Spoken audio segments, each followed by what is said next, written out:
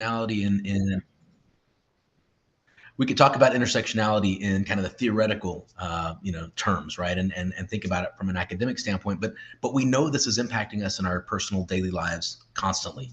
So, as we think about this framework around intersectionality, I'd like for each of the panelists, if you would, to share one personal example of how intersectionality manifests itself in your life, whether it be in your career or personal journey, and how that's helped shape your understanding of identity, of social justice holistically. Yeah, absolutely. Thank you so much, Richard.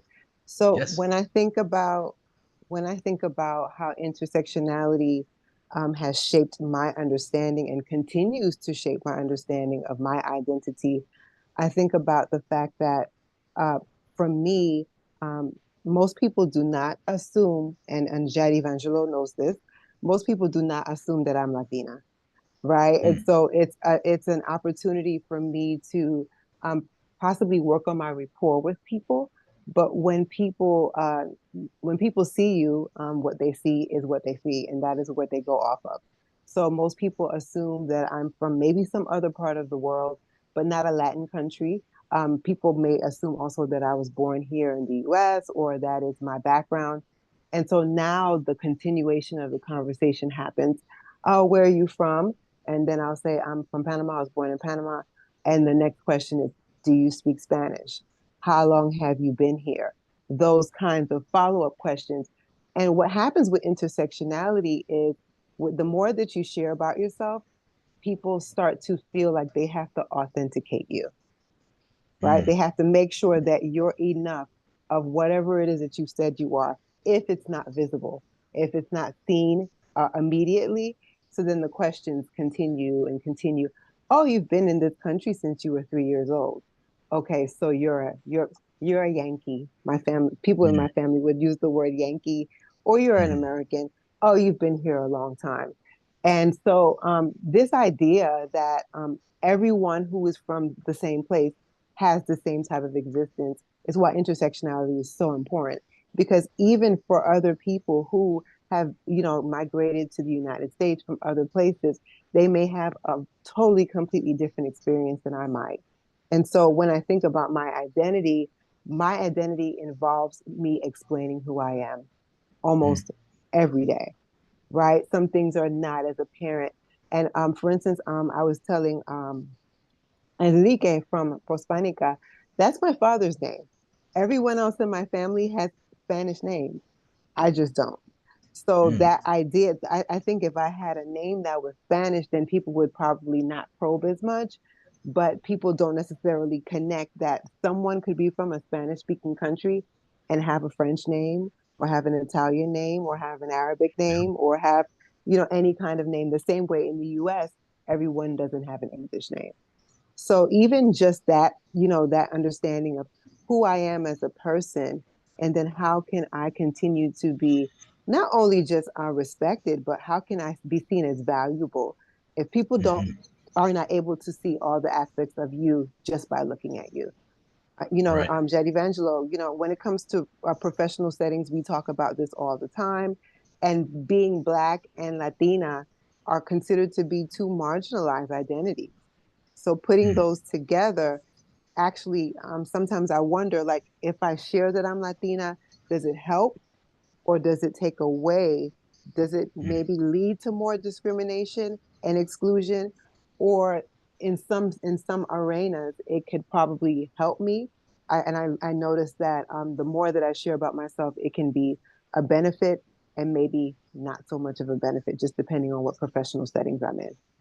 I also hear what you're saying that we're expanding the markers of identity. Like, I think when you're talking about we're not fitting this box, this stereotypical box of what a Latina looks like or what a Latina is, when we, even in this panel, there's so many intersecting identities around what it means to be a Latina person that I think part of our responsibility in leaning into intersectionality is expanding those markers of what it means, right? So it's like I'm constantly adding to that, there's that TED Talk, Danger of the Single Story, and she says it's not that stereotypes aren't true, it's that they're incomplete. So I think part of this is Mm. also how are we expanding those markers of identity so they're not so binary and monolithic, but they're actually beautiful as and diverse as the culture is. So thank you for that. Yes, definitely. Thank you for sharing Absolutely. that. And what resonates is I think has been said a few times now is that there so often our identity is not visible, you know, and the most important parts of aspects of who we are, people don't necessarily see. And so we, you know, may not be judged accordingly or, you know, given the proper benefit of the doubt. Jad, how about you? What are your thoughts on this? Yeah, I mean, Attila and I have spoken about this so many times, and even we kind of bring it up all the sometimes in our facilitations, like how people perceive me versus how they perceive Attila. You know, Mm, where are my advantages and where are my disadvantages and where are Attila's advantages and disadvantages. And we've made it very clear to people because, I mean, I'm an immigrant and I've lived in this country for almost 8 years. I personally am not a fan of the mentality of like the victim war or the victim, sorry, not victim war, victim race or victim marathon. Who Olympics. is the most Yeah. victim Olympics? Exactly. Yes, mm, like mm. I am the most intersectional. I'm at the bottom of the barrel. I need to be at the forefront and everybody else don't matter. Or, you know, somebody else was like, oh, poor you because you have so many identities.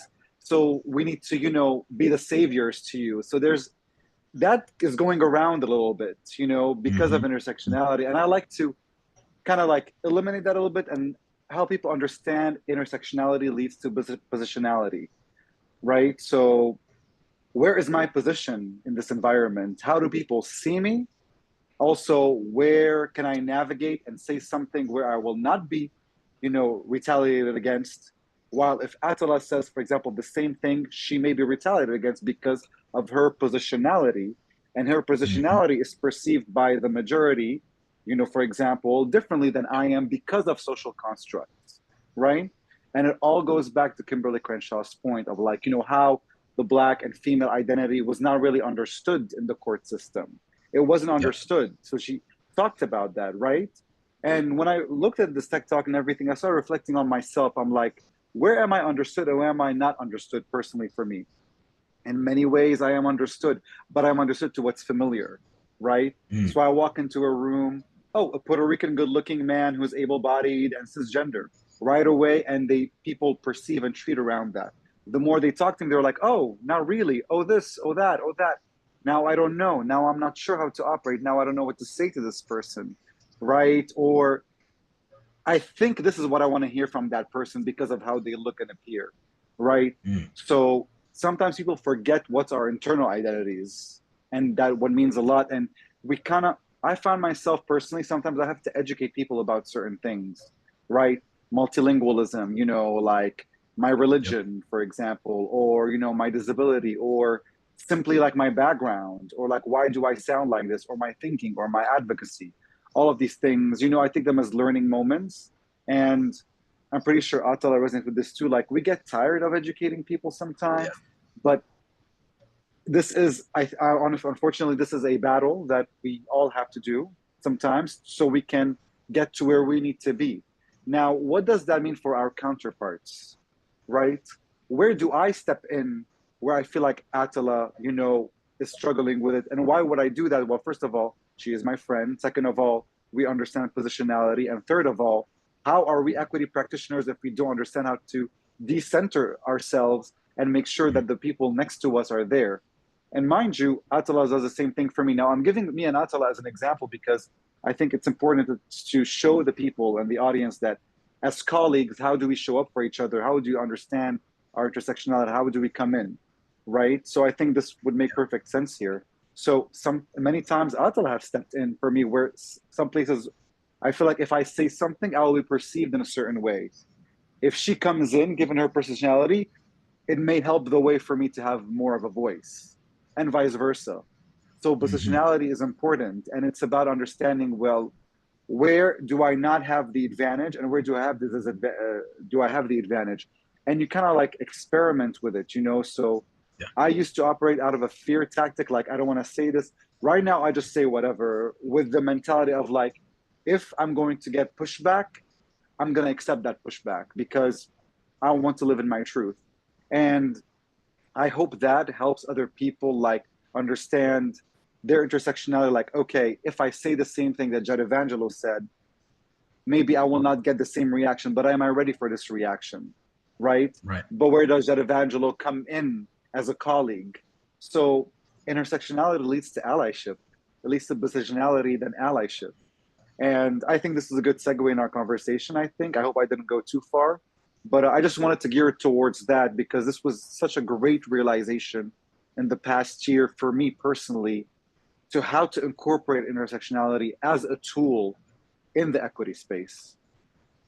You know, I'm so glad you shared that. I think the point you made around allyship was one that stood out to me when you were speaking, is the importance of each of us having somebody, a colleague in a work environment where we can have these types of conversations. I think is so powerful, where we can then advocate for each other. Sometimes that's the most challenging thing, is like asking the difficult question, setting up a safe environment where people can ask us that question, and then being able to grow from that. So I really like that perspective. Okay. So, and I obviously, Esther, we would love to hear from you as well. If you have thoughts, you know, we definitely want to open the floor to you as well, if you have thoughts on this particular question. Thanks, Richard. I do know we Yeah. have a few questions to get through, so Yeah. I'll keep my comment short and sweet. Yeah. Jad, as you were speaking, I was thinking about many times in a professional environment, I feel like I'm brokering depending on the room that I'm in and where power and influence is carried in the room, right? And that is where I lean into certain identities and away from others, depending on what my objective is. And I'd like to say that that's not the case, right? That I'm 100% authentic all the time. But I do find that because of what's asked of us in our professional roles and the fact that work is very goal oriented, I do find that that is part of kind of the day-to-day work environment is kind of bartering these different brokering these different dimensions. Esther, and I see that as strategy. Like, I actually use that as a tool. Like, I don't tell people you can go be your authentic, sincere self. Like, that's not true, right? And I think we have to help people understand there's a difference between self-preservation and self-sacrifice. I've self-sacrificed. I'm not interested in self-sacrificing anymore, right? So I feel like I have strategy, right? And it's important for me to understand my environment, right? So how are we understanding our environment? How are we understanding, our allies, our co-conspirators versus those those who we can't show up in our full selves with? And I think that's a form of self-preservation. And it's really important for our audience to understand that it's okay that you can't be your full self, whatever that means. It's up to you to learn your environment and to strategize around the ways and how and what your identities you can move forward and when. And then you have your safe people, right, that you can do that with. But I think navigating and brokering that corporate culture is incredibly important and a skill that I think people really need to learn. And maybe right out of the gate, it's like recognizing that there's power brokering because there are power dynamics, and these power dynamics are often caused by intersectional power struggles, you know, and where that can play out. So I think it's a great call out, Esther. Thank you for that. We wanted to make space to also talk about leadership. We know that Prospanica is filled with lots of leaders, and many of us fill leadership positions in our companies. Wanted to ask the panel, as you think about an intersectional approach to leadership, how does that differ from traditional leadership models that we've all seen and known over the years? What's the benefit of embracing intersectionality and understanding of that as a leader? And so maybe, Jadavangelo, maybe we can start with you first on that question. Oh, sure. I think what's interesting about like looking into, again, intersectionality as a tool in leadership is understanding that like where, again, around positionality, where do I fall? Like, what are some things about me? Like, if I bring them together, how can I show that as role model to those that I lead or do I lead with, right? Mm. And I think cross-cultural competence has a lot to do with that. I mean, an example of it is like when I was doing a workshop for the Mandela Foundation, all the fellows were from West African, East African, and South African countries, right? I'm multilingual. I don't come from any of these countries, right? So if we want to think about like boxed and categorized identities, I'm not African. I don't come from any of those countries, but I'm over here leading a session. And throughout the session, everyone's relating to me. People are coming like, oh my God, I'm talking French with the Francophone people, I'm talking to an Ethiopian fellow about, the Ethiopian people that I knew back in Lebanon and what I know about Ethiopia because of my proximity there. What does the Habasha culture, how music is so intersective with Oriental culture in Lebanon. So these things, we start connecting on them and then we start leading. We bring people in.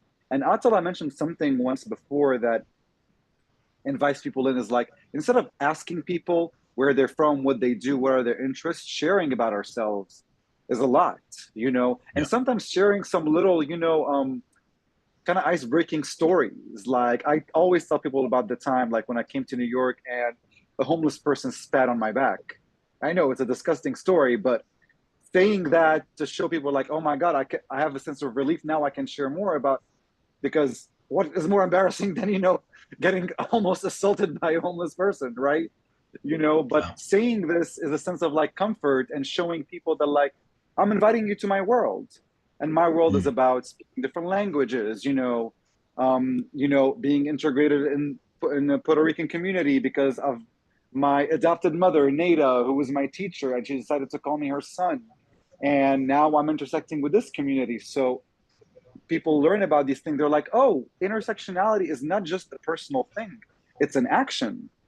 It's an action. We act, we intersect, we integrate, we immerse ourselves. And that's how leadership, I feel like, should be, because it's inclusive. I feel like leadership should gear towards of like blending and being melting pot with one another, right? Instead of like, this is who I am, these are my identities, who are you, what are your identities? Okay, great. How can I make space for you? That's a little systemic for me personally. There's nothing wrong with it, but it's about literally like putting people into your world and you putting yourself into their world, right? Yeah. And intersectionality allows us to do this because it's not just about identity, it's about lived experience and advocacy, right?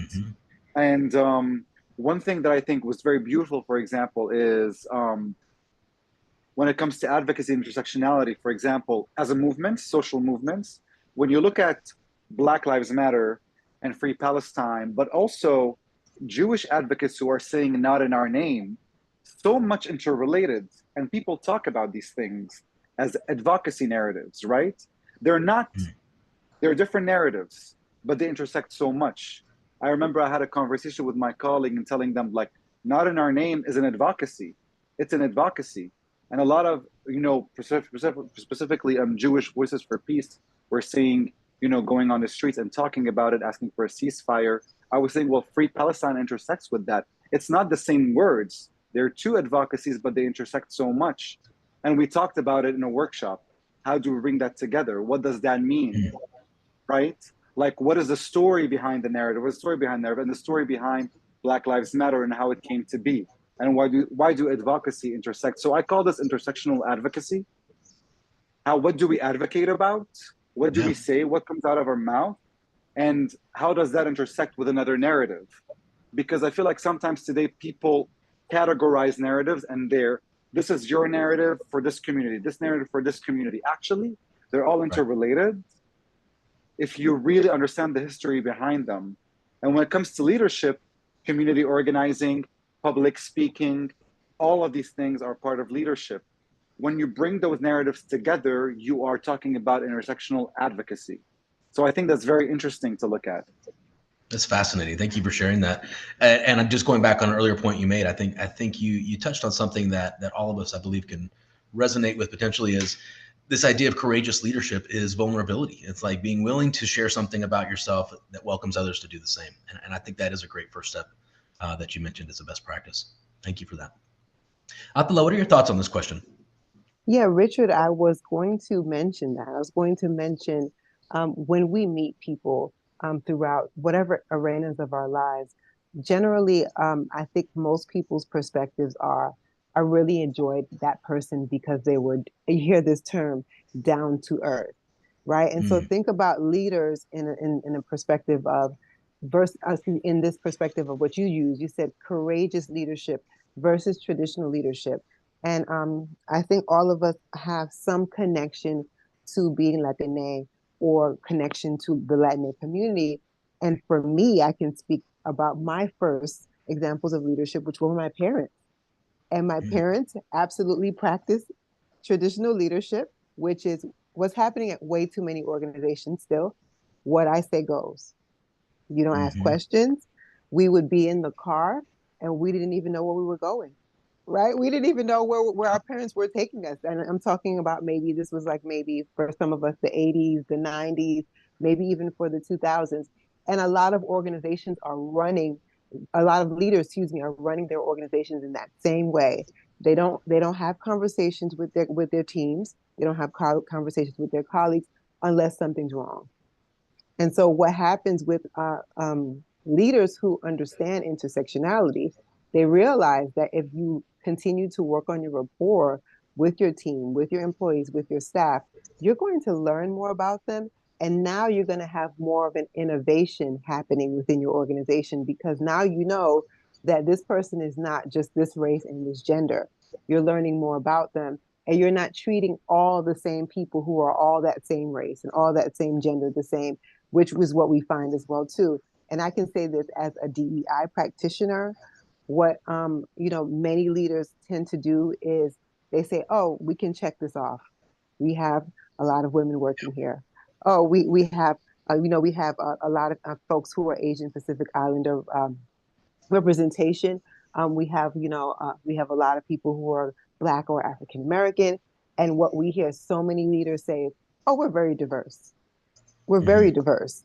And they're stopping there instead of really connecting more into the different parts of who their staff is. But that's also because they haven't decided to connect more about themselves. So that courageous leadership is, hey, guess what? Even though I'm the CEO of this company, I may have struggled as a student. And telling your staff that and having your staff understand that being a leader does not mean perfection, but being a leader comes with responsibility.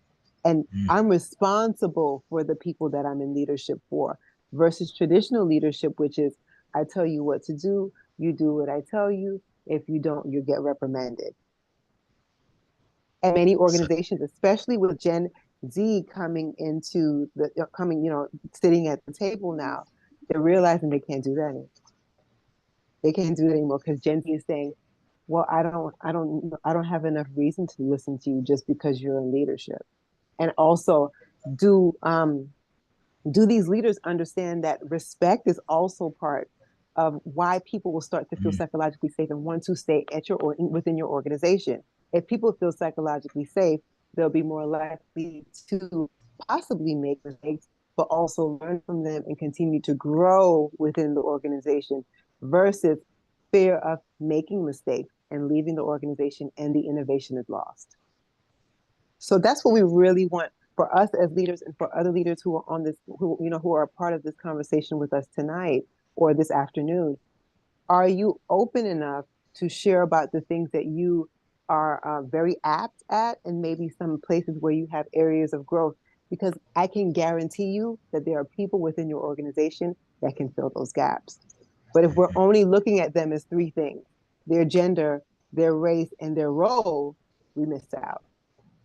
You miss Gotcha. out on those gems. There's things that people can add to your organization, whether that is a religious institution, whether it's a social services, nonprofit, whatever kind of organization.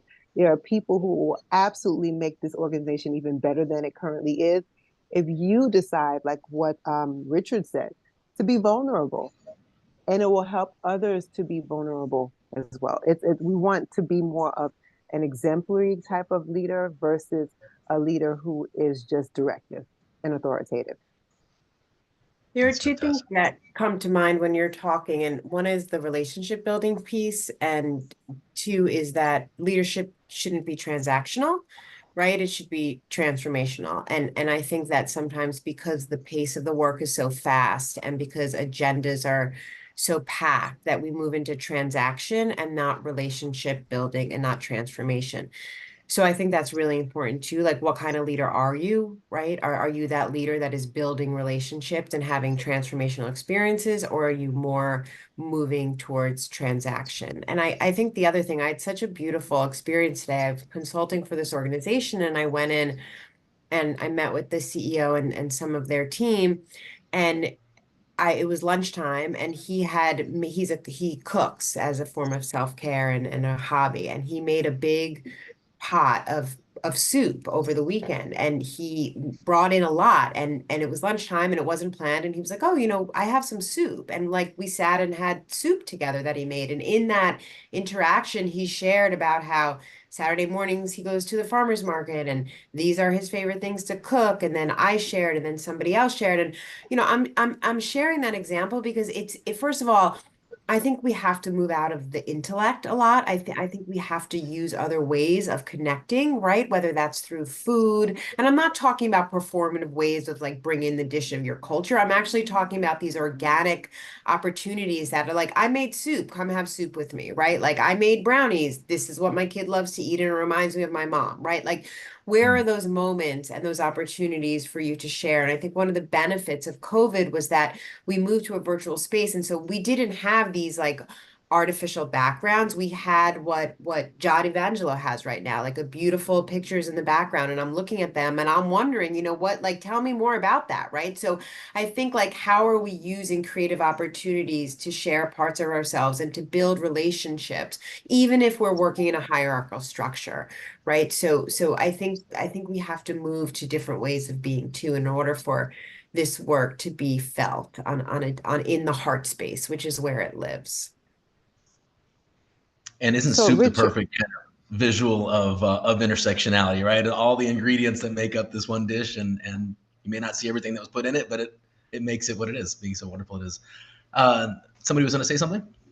yes, Richard, I wanted to just touch on what Laura shared because I did work with a leader from I guess it would be Fortune 500 company, and something that he decided to start to do, which I'll never forget.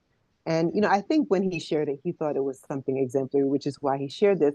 But what he decided to do, he decided to have lunch with everyone in his organization.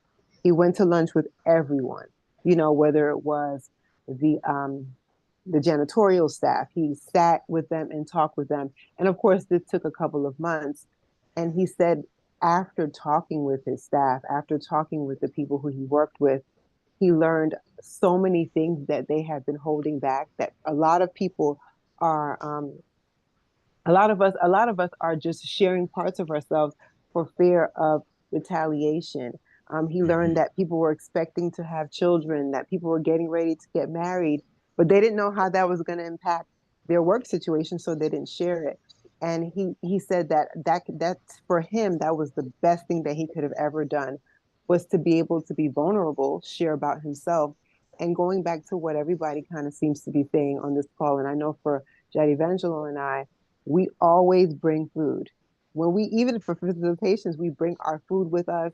We understand that that's an absolutely it's a perfect way to think about how can I learn from someone and how can they learn from me by having conversation that could maybe start out with not just being based on ourselves, but we start with the food, and then it just starts to become this beautiful um, it just starts to grow from there. So I just wanted to kind of share that a little bit. That's fantastic, and I like that you're Now touching again on we bring vulnerability. we bring food, but we take something with us back. Like we're not coming in, we're coming in not empty-handed. We are leaving not empty-handed as well. So there better be something at that Exactly. party for us. And Yeah. we tell this to everyone. Like it's not about just giving and you guys exploiting our culture. We're giving, but we also need to be fed. Like think of Nourished. it that Right. Yeah. nourished, and people tend to forget that. Like we need investing in one another. So yes, on that. And that's what Laura was talking about, that understanding that it's transformational versus transactional. Mm. Absolutely. If Yeah. I may, Yeah.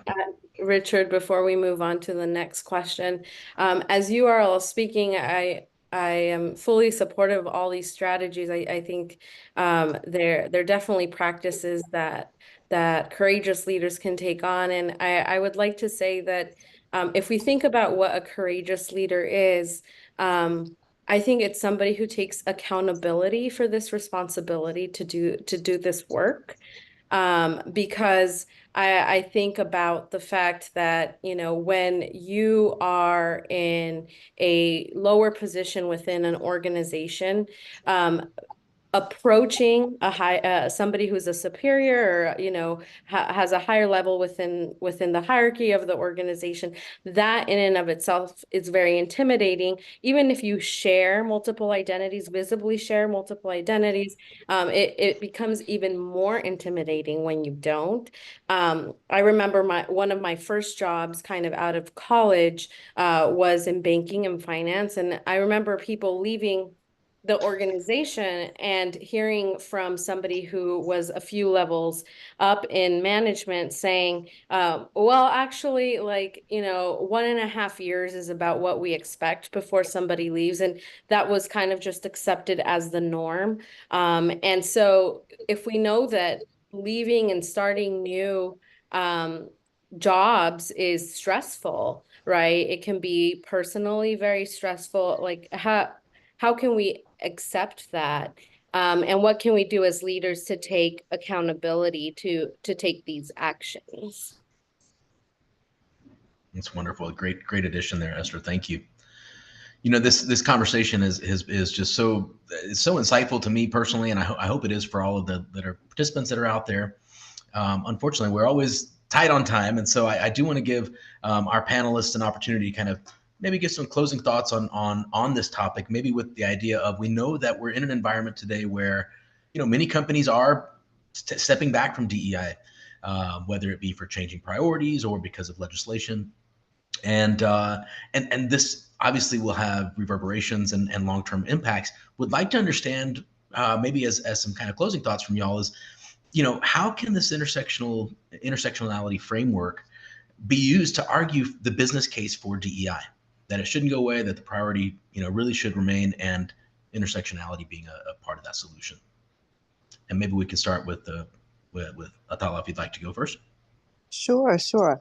So, of course, given the fact that we are both, you know, regardless of how we label ourselves, we both work within the DEI field. We are constantly bombarded with the idea that DEI is no longer needed, or it should be scaled back, or altogether eliminated, right? So many organizations are either eliminating it, and then on the other flip side, what we're finding is that a lot of organizations are pushing for it. And so I always ask myself, how could diversity, equity, and inclusion not be important? Like let's just start, let's break down those three words, right? And how can you have an organization and not focus on the diversity of the organization? How can you have an organization, now you have the people, because that's what the diversity is, and you are not interested in how those people are going to be treated, or if they're going to be a part of how the organization is continuing to work. So that is where I like to start from when it comes to the idea of DEI. I think what happened with DEI is that it became like this catch acronym, and for some of us, we're still trying to remember what those three words mean. But it's always been there. You know, I know for some organization they're changing the letters. They might be moving them around. They might be using different words instead of diversity, equity, and inclusion. But at the end of the day, that's still gonna be the focus, no matter what. And so, thinking about employee morale, job satisfaction, engagement, and then I think it was Esther mentioned retention, right? So if people don't feel like they belong, that's the inclusion. They'll go elsewhere. If people don't feel like they're being treated well or treated equitably, they'll go elsewhere. And like I said before, I'm not Gen Z, but when I walk into a building, when I walk into a restaurant, when I walk into anywhere and I don't see diversity, I want to leave. So that is what Gen Z is saying. Gen Z is walking into the interview, or they're on Zoom and they're looking around at all the people in those boxes and they're like, oh, I don't visually see diversity. Okay, let's see what happens when people unmute. Do I hear diversity? Are people able to share about the fact that they live with a disability? Are people able to share about the fact that maybe they are parents, or maybe they're taking care of an elderly family member? Can people share about themselves? Because what's happening is people will leave if they don't see that diversity. That's a great point. I'm, from my end, to make it really quick, I mean, I wanted to just give that perspective. When Kimberly Crenshaw coined intersectionality and they started publishing more about it, something happened, and I want to bring that to the forefront. A lot of people came and called her stupid and called this term, this is stupid, this is ridiculous, this is not needed. This is not needed. That was said on a lot of Twitter replies, and a lot of public advocates have said about that. Mostly white nationalists. What happened? Mostly Republican white nationalists, right? So DEI rooted in intersectionality as a framework is going to get attacked. That's natural. DEI not rooted in intersectionality and only for the pleasure of white supremacy will get funded by those who uphold power. SHRM, I guess, the HR platform, whatever, decided to drop down equity, for example, recently, and decided to go with just D and I. This is an example of an organization that was going to uphold power that probably will not be rooted in intersectionality if they're dropping equity, right? So what do we do with that? What do we tell people like that? I say, why change the unchangeable? If that's what you decide, you know where you're standing. Companies who are trying to understand or trying to figure out where do we put our eggs will need to be educated that DEI, rooted in the intersectionality framework, is very much needed to enhance social equity and social justice forward. And without intersectionality as a framework, this country is going to crumble big time, right? And it's going to be dominated by far right thinking. This is what's going to happen. I'm just giving this perspective. If intersectionality as a framework will not be rooted, and we saw the minor example of Crenshaw's backlash that she has gotten, the same thing is going to happen, right? But the good thing is a lot of companies are empowering it, are putting it forward. And I think with the political climate that's happening right now, with Kamala Harris hopefully becoming president, there's going to be a sense of protection on that framework, because this is a Black woman coming into the presidential space, right? So that will create a sense of protection to that particular framework. So from a business case perspective, unfortunately, I mean, it's not unfortunate, it's the reality. Politics is involved right now in this setting when it comes to the business case.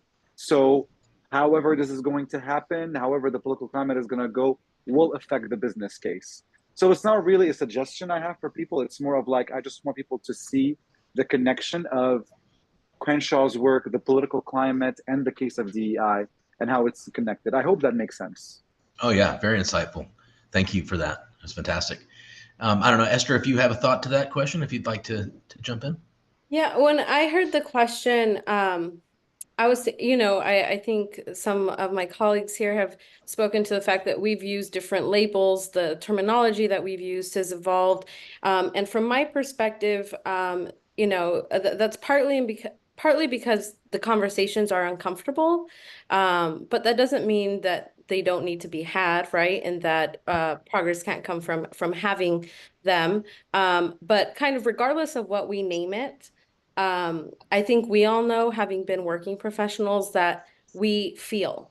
And so our experiences and what we feel is valid. And so if we want to continue to make our teams, our workplaces, places where people want to be, then we need to pay attention to the way that they feel and what we can do to make them feel like they want to be there. Oh, what a great closing perspective there, Esther. Thank you so much. I would like to kind of close with Laura, maybe giving some final thoughts and maybe re-asking the question of what identities do I lead with, and maybe build upon that as we say a thankful goodbye here. Laura, what do you think? Sure. Yeah, I mean, what identities do you lead with? What identities do you not lead with? And what kind of leader do you want to be? Like, I think that's the question. This sort of, it's even rhetoric pushback around DEI. I don't even entertain that. I think, Atala, I really, what resonated was like, how could you not, like, how do you not have a diverse, equitable, inclusive workplace? Like, if you don't want that, then what kind of leader are you? And I think that's what people need to sit with. What kind of leader do you want to be? We've given you a lot of suggestions tonight, and we hope that you also, as Richard reminded us earlier, lead with curiosity, right? If unpack language, don't make assumptions, understand that stereotypes are incomplete, right? When you shut your eyes and you look at, you think of what a Latina person looks like, expand those markers of identity, because there's definitely something you're missing, right? So, you know, we just really want to thank you and really just thank Esther and Enrique for moving the work of the center forward. This is our second webinar and it's been amazing, and you two are just moving us in ways that haven't been done before. So I know Richard and I are so grateful for the work that you're both doing. And Very Enrique, great. with that, I'll pass it over to you. Perfect. Thank you, everyone. Again, thank you so much, everyone, for joining us today. This conversation has been re-energizing. It really, really inspires me to, whenever possible, bring my authentic self, bring truly who I am into wherever I go. I do want to highlight that, as Dr. Quiroz mentioned, this is our second intersectionality webinar. We will be hosting our next one on September 18th at 4 p.m. Pacific. That's 7 p.m. Eastern. I invite y'all to scan this QR code. I'll leave it up for a couple of seconds. To follow us on social media, you will be able to see all of our future events, including the Latina Track events that we have for this month and future months. A huge virtual round of applause, y'all, to Peter, to Atala, to Jody Angelo for, you know, such an incredible dialogue. To our hosts, Dr. Quiroz and Richard, thank you again for leading us forward. I appreciate everyone. Thank you. Thank Thank Have you. a you great all. evening. Take care. Bye. Until next time. Bye-bye.